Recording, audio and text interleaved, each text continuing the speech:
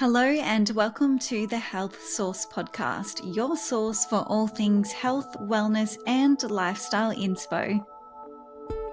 I'm your host, Beck Russell, health and life coach and the author of Life in the Soul Lane. Through conscious conversations, our aim is to inspire and empower you to live your most well, happy, and vibrant life.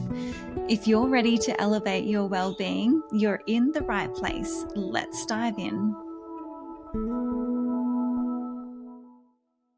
Hello and welcome back to the Health Source podcast. I hope you're having a wonderful day wherever you are and whatever you're up to. I'm really excited to share today's episode. I am speaking to the wonderful Clare Wood, who is a money expert. Clare is a money mentor, an author, speaker, and podcaster. She's a qualified accountant, but she's not your average bean counter. She uses her money-making mentoring powers for good. Clare helps service-based businesses to scale while creating the lifestyle that they love. Clare Wood runs the Profit Academy, which is an online school created to help business owners increase their profits exponentially.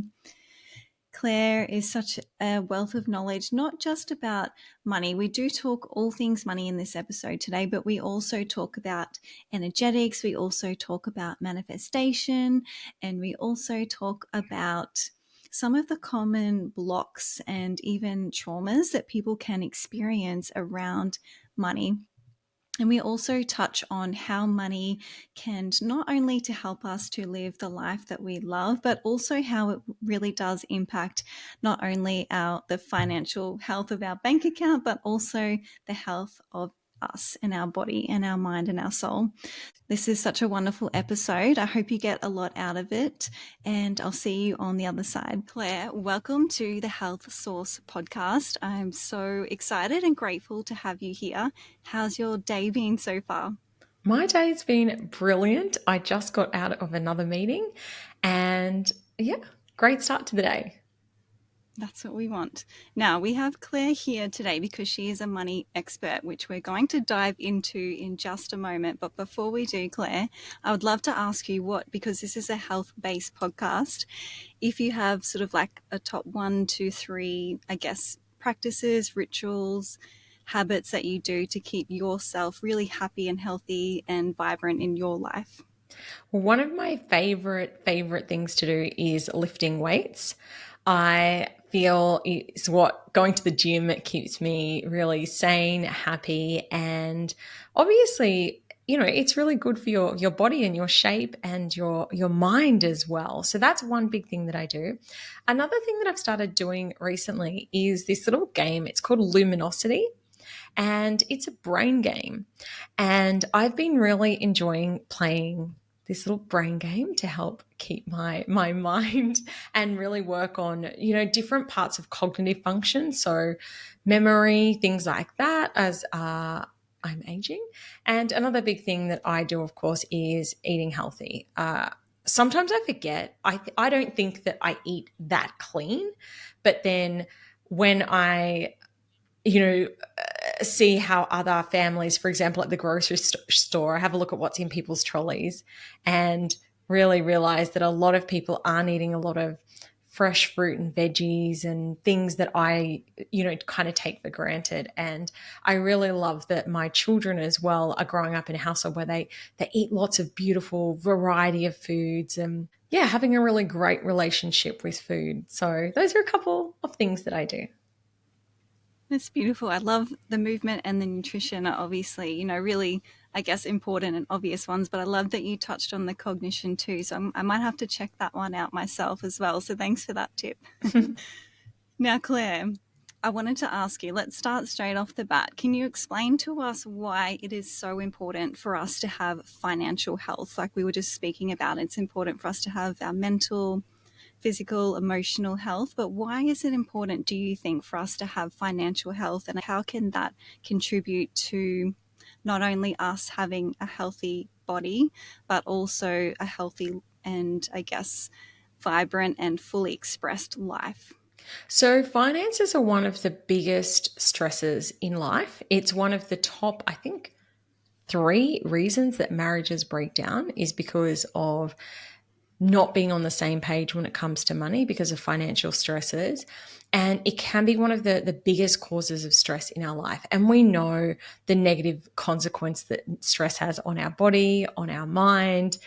It affects so many different areas of our life. And I truly believe that that's why it's important to be right across your numbers, to know what's going on, because ultimately in life, we want to create happiness and freedom. And if we're feeling stressed about money, and if we feel restricted and limited as well, which ultimately, I mean, that's what money buys us. It buys us choice. It buys us the ability to make decisions around what we do with our life. Do we go on holidays? Do we, where we live, what school we send our kids to? All of those things are dependent on our financial situation. So our finances have a massive knock-on effect to so many different areas of our life. And that's why it's really important that we feel safe and secure and that we've got a plan in this space. I love that you mentioned that, because myself personally, I have been doing a lot of, I guess, like mindset work around money and trying to tap into why I want to call in more financial wealth, what it's going to give me. So I love that you touched on that. It really does give us freedom and choice, doesn't it, to live the way that we want to live. And in terms of our physical health, and it gives us more options to be able to buy the organic food or to go and see health practitioners when we need to, or maybe even take a health retreat if we want to. So I love that you pointed that out. Now, with that being said, Claire, what would you say that some of the main, I guess, common mistakes that you see in your clients when it comes to cultivating that financial health? So, the biggest thing I would say is people ignoring their finances. And I have to admit, I can be guilty of this too. When things aren't where you want it to be, it's what you don't want to look at. And this is actually the same in a lot of areas of our life. If you're struggling with your kids or your relationship or friendship, isn't it easier just to be like, I just can't deal with that situation right now? But actually, the exact thing that we want to turn away from is what we need to be looking towards. So if you're wanting to make significant change in any area of your life, don't ignore the problem, because not only does it not make it go away, it often makes it worse. If we turn a blind eye to our money and our finances, usually that amplifies the problem. It makes it worse because we're not looking at what's going on. We are forgetting to pay our bills on time. We're not being honest and saying, okay, well, what are the decisions that I need to make now to change this situation around? So that's the first thing that I would say, is literally paying attention. The second part is education. So actually understanding, okay, do I know how to do a budget? Do I understand what this is actually telling me? And a big thing that I suggest for people in this space is educate yourself. Do courses, read books, listen to podcasts, do all the things. And for me, when I'm wanting to create change in any area of my life, I invest in that space, both the time and also the money. So those are a couple of my tips in that space. You just mentioned podcasts, and I know that you've got your own amazing podcast. And I was listening to today's episode that just came out about using manifestation to speed up your goals that you're trying to achieve. So I just wanted to shift gears a little bit and just ask you about like the more intangible aspects of money, in terms of like the energetics of money. Can you speak into that a little bit? And have you seen that in terms of mindset and having the energetic capacity to hold wealth? And also, if you have, do you have any advice for our listeners as to how we can be a safe vessel for money? Yeah. Oh my gosh. So much we can talk about here. So, firstly, let's just backtrack with the concept of manifestation, because a lot of times people think manifestation is, I just think about the thing that I want and it magically appears in my lap. The way that I see manifestation is it really is a process of what's the thing that I want, like getting really, really clear about your desire, getting clear about how you think it's going to make you feel, about what it is that you're actually wanting to create. And again, this can apply to any area of your life. If you're wanting to, I don't know, get fit and healthy, why? Like, what is the sensation? What's the feeling that you believe that is going to deliver for you? Embodying, like feeling into that feeling. I will say, I've recently been on a bit of a health journey. I've lost about 8 kilos. And I actually was doing the work on my self-confidence and my self-love before I lost any weight. It was really for me about like, how can I be embodying that feeling? And then the next step is action. And this is something that I think that a lot of people, when we talk about energetics and spirituality, people are like, I just think about it. And it's like, do you know what? The best manifestation coaches, people in the world, are taking action. They are still doing things to create the outcomes. So action is that final piece of the process, is actually doing the thing. You want to create more money in your life? Don't just sit around and like actually get out there. If you want to win a house, people are like, I want to win the lotto. And I'm like, when did you last buy a lotto ticket? People are like, oh, I haven't actually bought one. I'm like, kind of makes it a bit hard. And also, there's a lot smarter ways to manifest than putting it all on a 1 in 20 million chance. So you want to be a lot more in control of the things that you're wanting to create in your life. So if you have a business, like what are the steps that you're actually taking? How are you saying like, okay, I want to attract more clients, so I'm going to show up more consistently in my marketing. I'm going to talk about my offer. I'm going to sort out my website. You really want to be doing the things that actually allow the vessel of money to flow to you.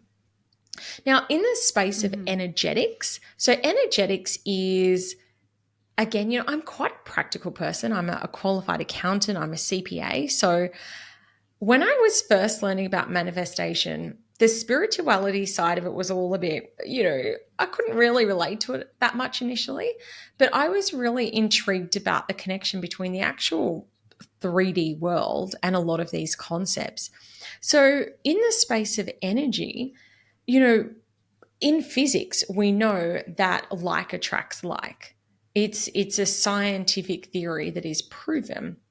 And this is the thing, is that if you are vibrating at a frequency of, I don't know, whatever it might be, of lack, of, a lack of gratitude, as compared to people that, have you noticed there's some people and it's just like they always attract drama. And then there's other people and you're like, oh my gosh, that person always lands on their feet. And it's not even necessarily that someone's a good person or not a good person or whatever it might be. There are just some people and you're like, no matter what you do, you seem to land on your feet again and again and again. And there's other people and you're like, I don't know why there always just seems to be so much drama and disaster around you. And it's because of this frequency. And I know that I've been through phases of my life where things that I'm struggling and it just it feels like you downward spiral, like that area of your life's out of control and this one, then this one, then this one. And it's because you're at that frequency. And if we're wanting to elevate, to shift into a new frequency, we need to be really mindful. Hey, what am I thinking about most of the time? How am I behaving? How am I talking all the time? And being super aware that our energy is creating our life. And let's just pick a comparison in the space of health for the sake of this podcast. But, if you're always like, it's so hard to, make healthy food choices. I hate eating stuff like that. I hate exercising. And so, you hang out with people who eat trash all the time, or you are surrounded by people who love, like, hey, let's hang out, let's go for a walk, let's go do this thing. Like, you start to attract more people in that energetic space, that frequency, and it starts to become normalized for you. And so in the space of money, one of the most brilliant things I've done recently when it comes to money is that I've moved to a very affluent neighborhood. And by osmosis, I'm now surrounded by people who are mostly millionaires, multimillionaires. people who are living in waterfront homes, I'll be completely honest, we've got the crappiest house on the best street.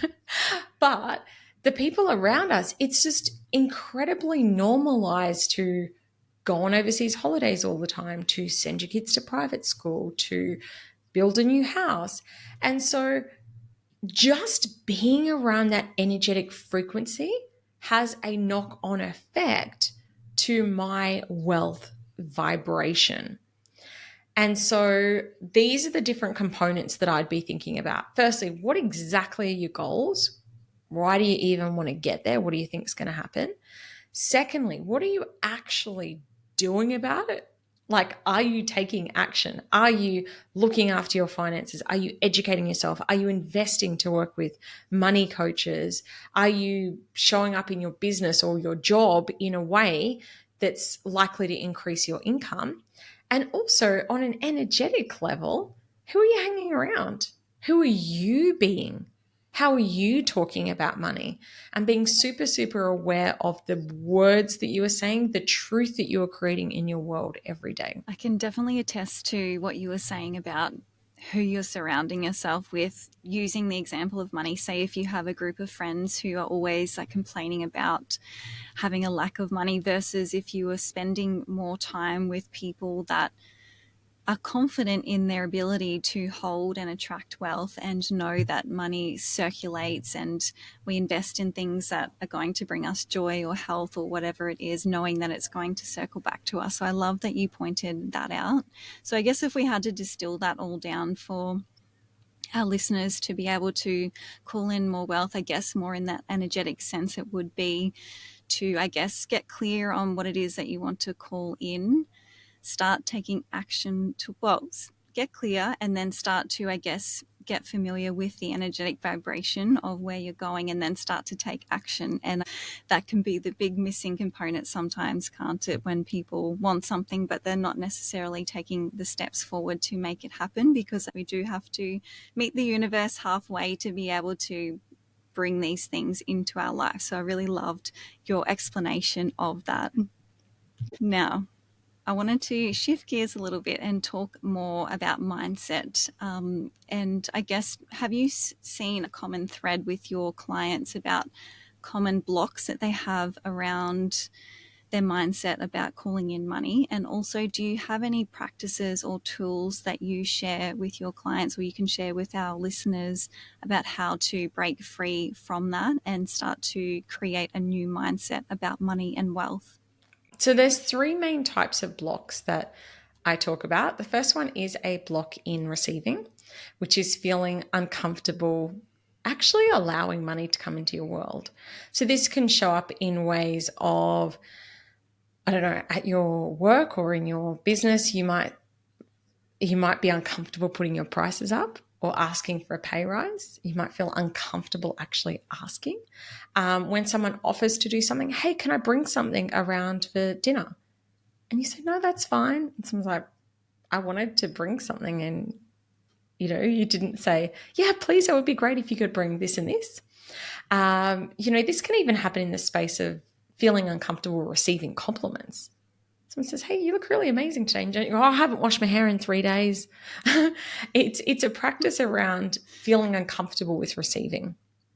So that's the first kind of block. The second kind of block is a block in holding.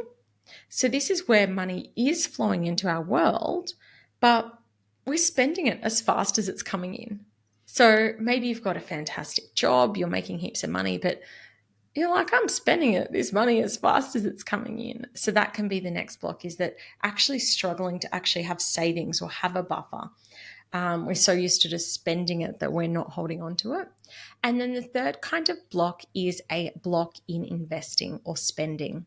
So this is the other extreme from holding, and it's where, to step your business to the next level, you need to go on a retreat or hire the coach or whatever it might be. Or in your personal life, you might know that your fear of public speaking is holding you back from the next level of your career. And you're scared to go and spend money on learning from a public speaking coach.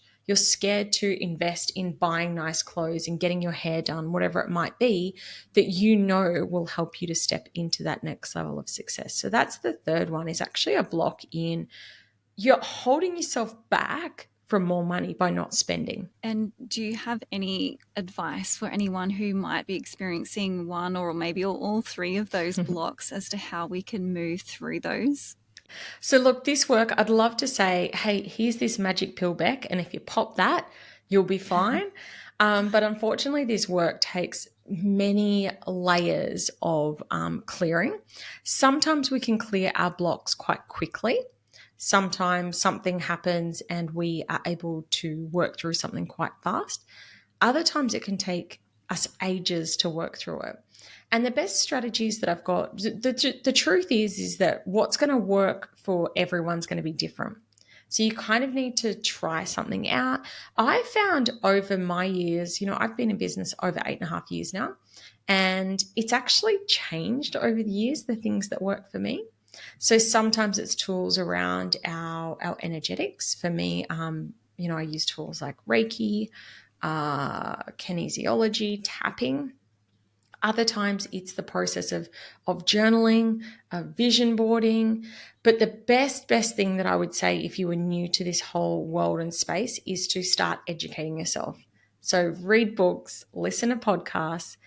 Definitely, I've done, I think, over 5 money mindset courses, and I've worked with so many mentors over the years. I just keep investing to learn more in this space.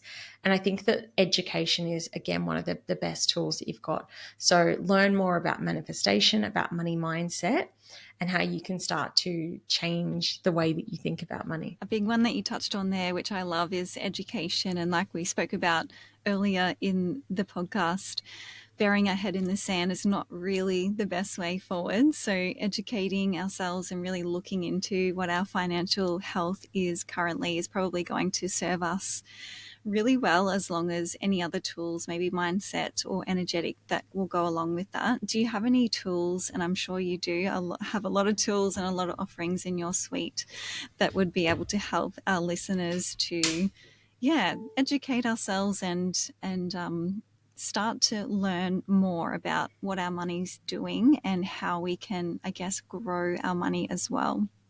Yeah. So I guess a great starting point is my book. My book's called Intentional Profit, and it's only $29. You can grab it on my website, which is just Clarewood, ClareWood.com. And I just think that that's a great starting point. It doesn't sound like a very sexy title, Intentional Profit.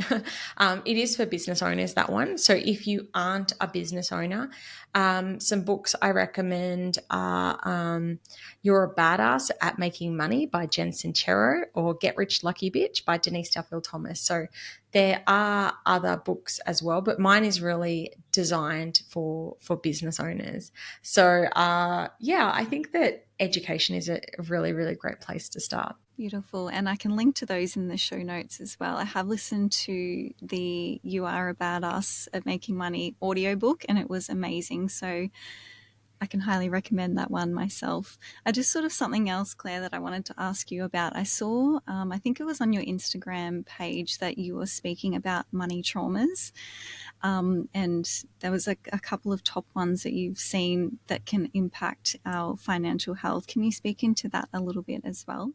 So when I talk about the concept of money trauma, what I'm talking about is, a trauma can be something huge. Like it might be that your parents went bankrupt and you were sleeping in a car when you were a kid. Or it can be something little, like someone made a comment maybe one time, they paid for your lunch and then they said, oh, you're such a tight ass. And it really affected you. And I bet if you spend some time reflecting, there's been little micro moments that have happened in the space of money over your life that have really affected how you feel about money, how you think about money, and your ability to, I guess, attract and grow in this space, because you have been traumatized. Like your subconscious has created this whole story around something bad that happened. And so this is really the opportunity in this space, is to start to identify, wow, what are my money traumas? What are my money stories? And then, yeah, how can you start to navigate through them? And I did a whole live on my story, some ways to start to process your trauma. But at a top line glance, just recognize that when something traumatic happens in your life, it is physically stored in your body. Even if you aren't aware of it, it's saved somewhere inside your body. And the process of releasing trauma is about where is it stored and how can I actually clear that blockage? I guess that could be, again, when we could lean into our energetic practices too, isn't it? If we've Yeah. identified that we perhaps are carrying this money trauma from childhood or even adulthood, you could probably lean into something like kinesiology. I would say would be a really good one to clear that.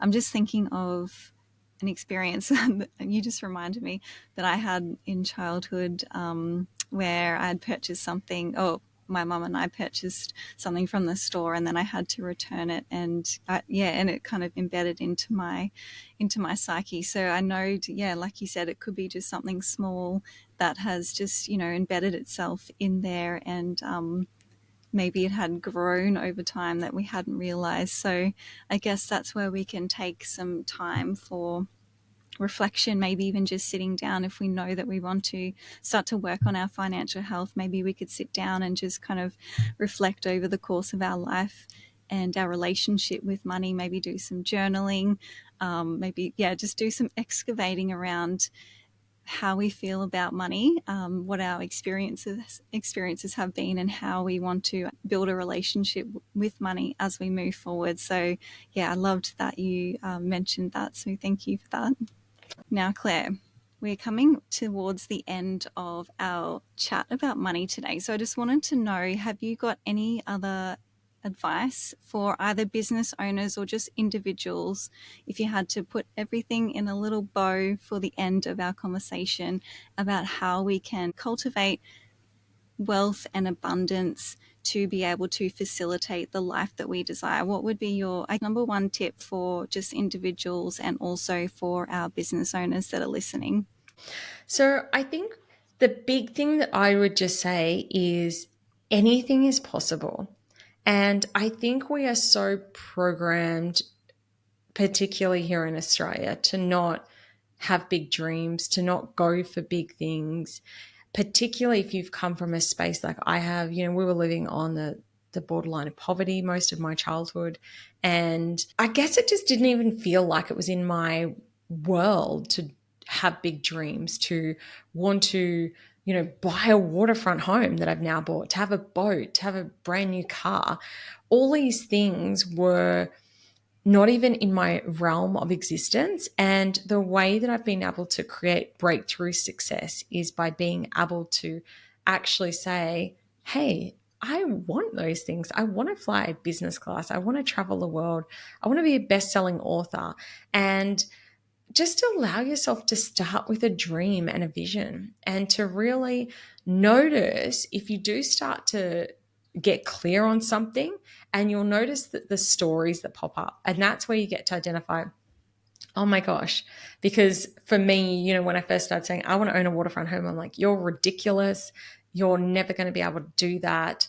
Who do you think you are to even want these things? And then that's where you start to go, that's where my blocks are, or my limitations. So I really just want to empower everyone.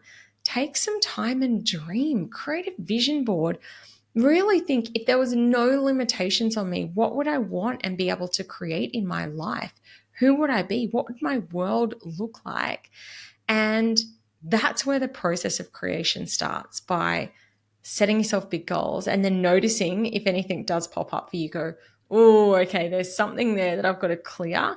If I want to create this new up-leveled life, I've going to have to work through some of those fears, limitations, and blocks. And I guess that's inviting us to lean into worthiness too, isn't it? Because, like you said, and I'm sure we've all had this experience where we probably have felt a little bit of a disconnect between where we are now and where we want to go, and whether or not we feel worthy to call it in. So that's where we could really dial up our worthiness meter. And also, I was just thinking when you were saying that, sort of similar to what we were saying before about surrounding yourself with the people that you want to, I guess, be like. And I think to looking to expanders. So for you, Claire, you could be such an expander for myself, and I'm sure a lot of the listeners, because you have stepped into this big life that you want, calling in all of those things. So I think it is really important to, I guess, look to our expanders as inspiration and as evidence to show us that this life that we desire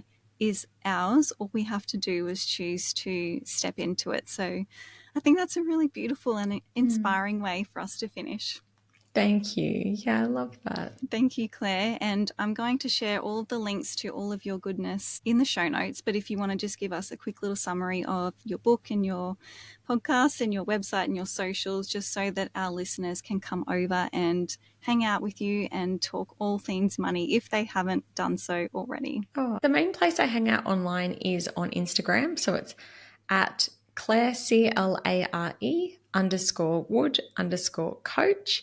And, you can drop me a DM, say hi. And I'm quite regularly on there. And my podcast is called the Clare Wood Podcast. Beautiful. Thanks, Claire. Thank you so much for your time today, for sharing your amazing wisdom around money, and for being an expander for all of us here on the Health Source podcast. Oh, thanks for having me back. Appreciate it. I absolutely loved this conversation with Claire, talking all things money. I hope that we really got the point across for you that money is a really important tool and a really important resource for us to live our most well, happy, and vibrant life, and to help us to live the life of our dreams, and to be there as a resource for us to invest in the things that we want out of our lives and into our mental, physical, and spiritual well-being. Make sure you jump over and connect with Claire over on Instagram. Her handle is at Clare_Wood_coach. Visit Claire's website at clarewood.com. Make sure you grab a copy of Claire's book as well, which is titled Intentional Profit. And come over and share with me on Instagram what your favorite takeaways were from this episode. You can connect with me at BeckRussell_, and you can also tag the podcast at The Health Source. If you loved this episode, make sure you share it with a friend or a family member if you think that they could really benefit with this conversation about money. Make sure you subscribe to the podcast as well so that you receive our new episodes each and every week. And if you feel called to, I would love for you to share a review as well. Thank you so much for joining me here on the podcast. And until next time, take very good care of yourself, and I'll see you again next week.